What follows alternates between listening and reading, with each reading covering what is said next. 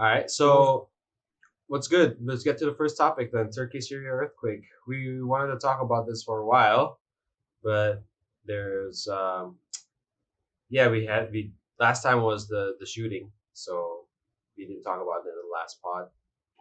Excuse me, we didn't have a pod last week because of personal reasons on my part. So now we're talking about it today. So luckily for you guys, one of the pod members has a degree in geology. So that was your bachelor, right, Sam? Yeah, that's my bachelor's degree. Yeah. So maybe you can start it out. You want me to share the screen, the link? Yeah, you're the first one in terms of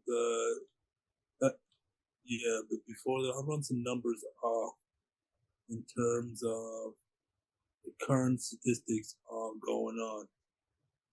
As of 9 hours ago, from return.com, the news outlet, 51,000 people have approximately been died. In terms of that, about 51,000. It went up to 51,000. people have died in earthquake 2023. And both of those earthquakes that had happened in that area. Mm-hmm. At least 118,000 are non-fatal injuries. About 2.4 million people have been displaced. About 24 million people have been affected by this. About 200,000 buildings have been destroyed. Property damage for about ranging from 55 to $90 billion. The strongest of the two earthquakes was a 7.8, followed by a 7.1 earthquake later on. And both in the same year in terms of less than a month apart. Crazy. You can see in this portion, and this, yeah, click on that where Syria is. It's nothing new that earthquakes do happen on the big red areas where Syria is. And it's nothing new in terms of the earthquakes in this area. In terms of that, this is just a seismic area or majority of the red beam intensive not intensive frequency of earthquakes. So it does happen, but usually a magnitude that high, these are rare on a scale of 1 to 10. Can be in the highest. Usually those are rare, but what happens is most of the earthquakes that you can see from this map, most of them are offshore and then they come in. But the way that goes to the next one now, in terms of the next one. Mm. Yes, as you can see in the plate here, it's in between two massive plates, size tectonic plates. So it's always going to be. It doesn't have water or anything to replace it, so there's going to be a lot more, I guess, damage in terms of sheer force of damage. So the magnitude, if the magnitude happens in terms of the other places that are on the ocean, then the earthquake is felt due to the waves on the land. It will be, even if it was a more massive earthquake, let's say some of the ones in Japan have been higher too, in terms of 8 or 9 on the Richter scale. It might affect Japan and them less because of the distance it has to travel. But since it's already in the center, they're pretty much cities all around the center of the heart of the earthquake. And the way earthquake works is there's just shock waves and just waves running through the ground. And that's what causes shake effect in terms of that. But if you're sitting on the epicenter of it, you're gonna feel the most intensive waves, and that's what it is in this case. Is it's hard to say they're not prepared for it or they should have been prepared for it. That's irrelevant to me. At the end of the day, it's 51,000 people are dead. It's 51,000 people are dead. Yeah. That's the hard reality of it. And there was, in terms of why I wanted to talk about this topic, is mostly because of the fact that how when it first hit the news, I remember the news was shocked and they were counting the deaths and was under 10,000. And Mhm. um, And even couple then, it was days, like, oh my god. oh my God, Yeah. exactly. And then it got a little bit higher, and then you don't hear about it anymore. And then the second earthquake came, then they said 40,000 total, and I was like, it's been going up this whole time. Yeah. And you guys are talking about it. It was shocking to me, and then the question arises in my head. I'm like, why is this so easily forgotten? And we're talking about the next news story in terms of that. Why is this so not not on at least mentioning everything going on in terms of why isn't it the next top, like at least small story saying this death toll this much, you know what I'm saying? Happy prayers or stuff like that. So two things came to me in terms of my take on this.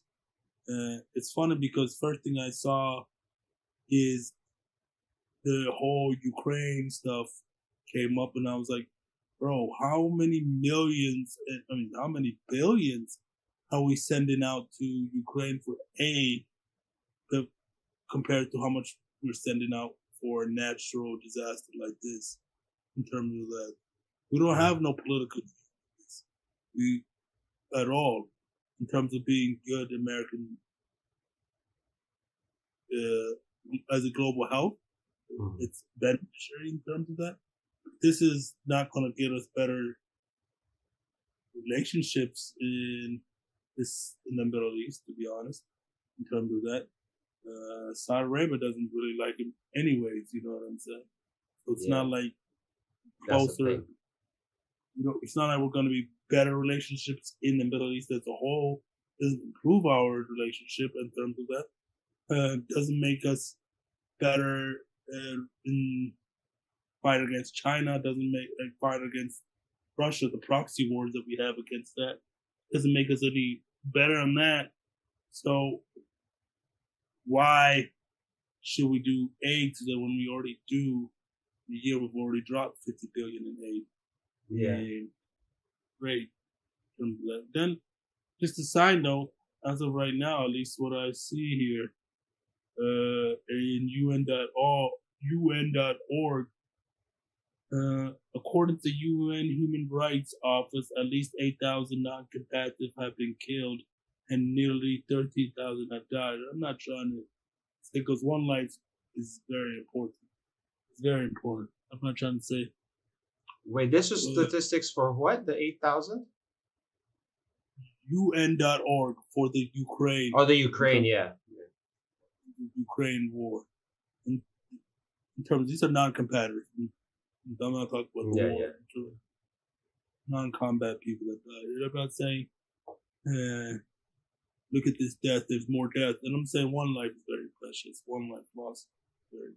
It should get garnished the same attention as, at the very least, in terms of aid. You drive around America, it's very common to see Ukraine flags in terms of that.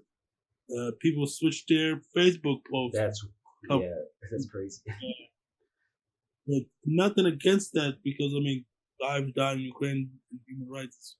It's cool, and that's and I'm not saying that Russia, not pro-Russia at all. Just making that clear. And having Russians attack and have killing in its lives, but at the end of the day, this innocent lives have died in both cases. And I'm just saying, just the same, bring the same energy. As Shannon Sharp says, bring the same energy in both cases. Same energy should be brought in terms of the Syria and Turkey. 51,000 is a lot. There's a lot of people. That's all of East Lansing. You know, all of these. That's man, That's 15, 16. That's 16. Like shit. Yeah, it's like 16 9/11s. Yeah, I mean, Americans will understand that math. Yeah. Yeah. So I Sure. mean, I know. That's why I know. That's why I know. the the thing is like, for me, I'm with you. When I first turned on the news, actually, no. You know what? I didn't hear it on the news first. I heard it on Twitter, because I'm like too on Twitter too much, and um, I had the same feeling. I couldn't believe that. Usually, when a tragedy strikes, uh, it'll be like, okay, the first number you get is probably like 90% or like half, like after 24 hours, right? You'll get like 10,000 number, but you don't expect that number to go up, keep going up until 50,000. Like usually after the first day or second day, you've accounted for most of the deaths. But then for this one, it just keeps rising and keeps rising and keeps rising. And a lot of that is also because they had a lack of aid. Like Turkey got aid, but people forget about Syria because it's always the Turkey earthquakes, but people forget Syria was affected as well. And there's a reason for that too, why Syria is a little bit forgotten, because of the geopolitics and all. Um, and I guess what your to your point is like, how come you? I mean, look, Ukraine, the situation is not is it's justified. I get it. Things need to be done there, but I understand what you're saying as well. Like it's we talked about this a few episodes ago. I think on our first full podcast where we were comparing the Ukraine situation to like Yemen, right? And now we're comparing Ukraine to this earthquake. Um, because I don't know how true it is. I'd have to look at the statistics, but a lot of people in Turkey and Syria were, because I saw videos from like people that were there online saying like, how come they're not getting the aid? Where's the aid? Um, they're not seeing it, and I just feel like a lot of the reasoning why there's not as much aid is because they're not Ukraine. They have nothing to do with NATO. Syria is not an ally to the United States, really. For example, because of the whole um, Bashar al-Assad situation, how he's basically pro-Russia, if I'm not mistaken. And with Turkey as well, Erdogan is not really in on good terms with the United States either, because a lot of people in the United States, and justifiably so, I think, um, uh, see him as a sort of dictator type leader. Um, so, and I can't help but think that in a time when there's a global tragedy, global scale tragedy such as these, where politics should be put aside and the United States as world leaders should be giving aid, as much aid as they can, I just can't help but think that that's not really what's happening. And the reality is like, if it was Ukraine that got hit with these earthquakes, we'd see a lot more action, a lot more news coverage. Um, but that's the world, man. I don't know what to say. Like, it's unfortunate. My heart and thoughts and prayers go out to the people in Turkey and Syria. I think like on top of the earthquakes, I mean that's a tragedy, yeah. But like the situation in Syria also needs to get better. Like Syria, with the wars in Syria that's been going on the past decade, they haven't even like really recovered at all from that, and it's still going on actually. Syrian refugees situation. So I just my heart goes out to those countries, man. Do you think it's a white versus Arab thing then? Not necessarily. I think that what I do think is the United States is, uh, the United States are close allies with Saudi Arabia. The United States are close allies with Israel. The United States is anti-Bashar al-Assad, who is, however you want to look at it, the leader of Syria. Um,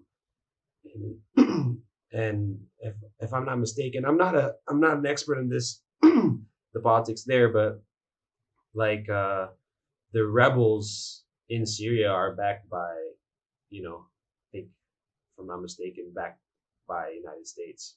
But I don't know. I have to double check that.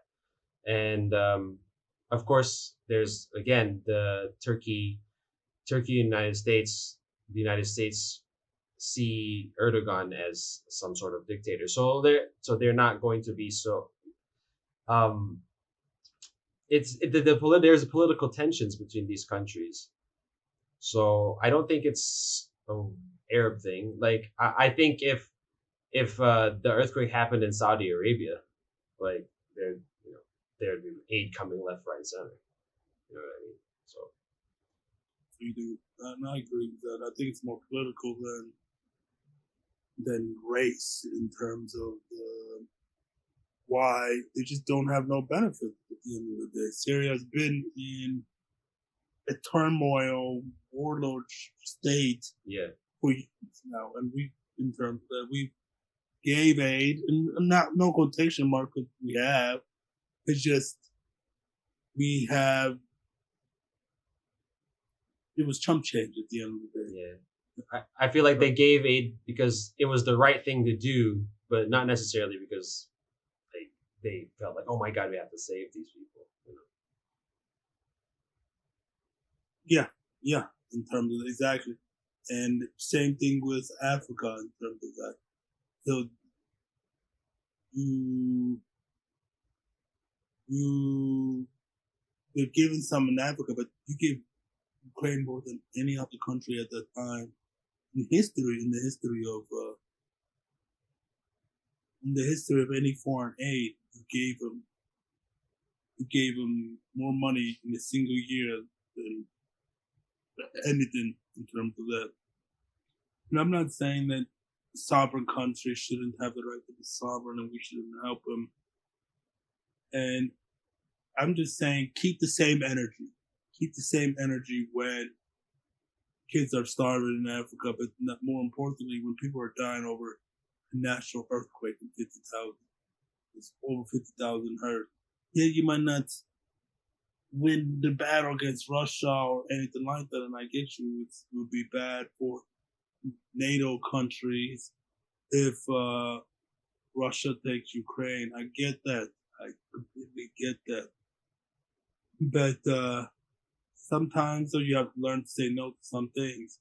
And it's the no's of what you say to really say a lot about you as a character, as a man, as a man, country too. And that's what we're saying right now is that, of course, there's the racial thing that it looks like it, but we're saying that if we don't have any political gain, we will not help you. Yeah, basically. And you know what it is like? It's just good optics on the politicians' part, like to give money to Ukraine. It's like, oh, it's like not just trendy, but it's like it's the good thing to do, the moral thing to do, to fight an enemy of our enemy, and it's like it shows the politicians right now, Democrats particularly, to be brave, and it's good optics for them. It looks good, but giving money to Arabs doesn't really look good. You know what I mean? Like people will think, as much as there's already people saying giving money to Syria to Ukraine is like a waste of money, it might look like that even more if they're giving money to Syrian and Turkish people. Even though it's like they need the aid. Like I don't know. I just feel like optics plays a lot in today's politics. Yeah. But you think the optics of sending money to Syria would not look good? No, I don't. I don't think it would look good because they've always been, because of the whole political situation there with Assad and all that. Because I mean, Republicans will use that against them. They gave Yeah, money they will. errors in terms of that. They'll just say, Giving money to like a country that whose leader is pro Putin, it's like, why would you do that?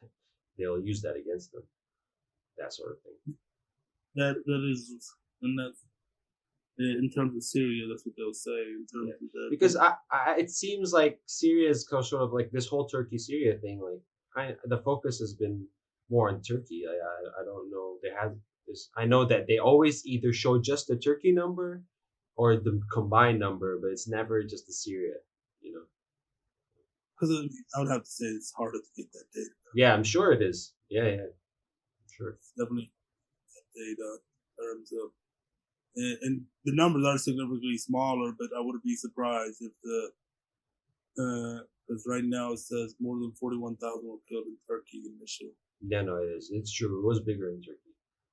It's bigger in Turkey in terms of that, but I would feel like it's not as accurate in Syria. They just don't have that infrastructure to track.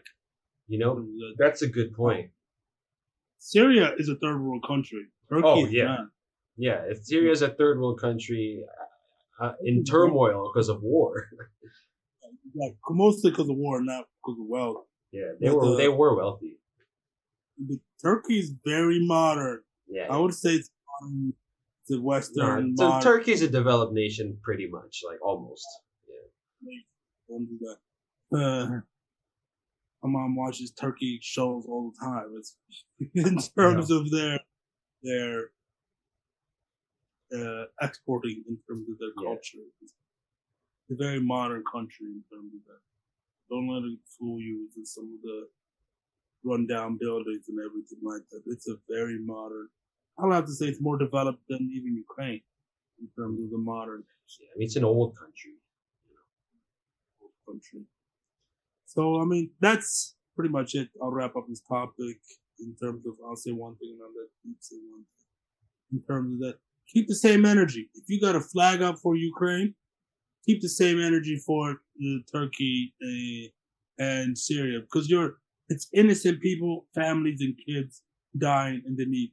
If you donated out of your pockets to Ukraine, why aren't you donating out here?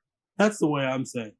But if I'm talking to myself, though, I felt sad, and I made publicized about Ukraine, and I'm making publicized about Syria.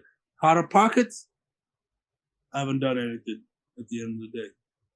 So I can't really be saying too much, but that's me. But we have, though, because we pay taxes. So, but I mean, my taxes not going to Syria. So me personally, I'm keeping the same energy. I'm coming at it with my mouth because that's what I have most, right? Yeah. In terms of that. I'm definitely, I'm not Russia fan. I'm not no commie fan at all. Yeah, no, not a Putin fan. That dude's a thug, man. He's KGB spy, basically, man. He's a fucking. Oh yeah. You know what I want to say, and it's unfortunate that we don't have the others here because I want all four of us to be here when we talk about the fourth estate, the news media, in the situation of the news, especially in the United States. But I will say this: news coverage plays a lot. It does a lot to shape how people view these issues. And as you said earlier, your first point was, they don't expect it doesn't seem like they're covering it as much as they should be, this topic. And it's simple mathematical equation to them. It's just how many eyes can I get people to watch this channel, or clicks I can get so that I can make money off it. And instead of doing the right thing and talking about the biggest stories, they just, it's not getting enough clicks, let's wait until the number gets to 40,000 and we'll report it about it again. It's just unfortunate. The president took a secret trip to Ukraine, Kyiv, like up down 9-hour flight, 9-hour train ride, pop out in the middle of secret co-op. Like, come on, bro. And just for a photo shoot, man. It's just optics, like I said. It's just optics. They're already thinking about 2024, and it's obvious. Which we'll get to the Republican nominees' potentials at the end of this, so stay tuned.